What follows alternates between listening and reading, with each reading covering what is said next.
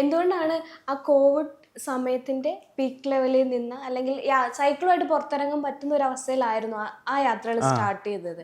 അവിടെ നിന്നാണോ ഫസ്റ്റ് യാത്രകൾ അല്ല, അതൊരു സീരീസ് മാത്രമാണ്. അതിന് മുമ്പേ കുറെ നാളായിട്ട് ഇതുണ്ട്. അതൊരു എനിക്കൊരു 4 കൊല്ലം മുമ്പ് 2020 മാത്രമാണ് ആ ഒരു സീരീസ് ചെയ്തത്.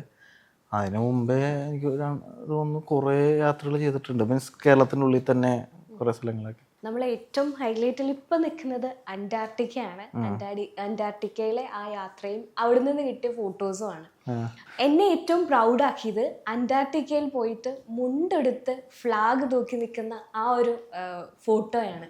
എന്തായിരുന്നു ആ മൊമെന്റിൽ ഫീൽ ചെയ്തത്? അതെ, ഞാൻ അന്റാർട്ടിക്ക പോകുമ്പോഴേ എൻ്റെ മനസ്സിൽ അങ്ങനെ ഒരു ആഗ്രഹം ഉണ്ടായി, അവിടെ പോയിട്ടൊന്ന് മുണ്ട് കൊടുക്കണം. പക്ഷെ ഇത് എങ്ങനെ എടുക്കാൻ പറ്റുമെന്ന് എനിക്കറിയത്തില്ല. പക്ഷെ ഞാൻ കൊണ്ടുപോയി.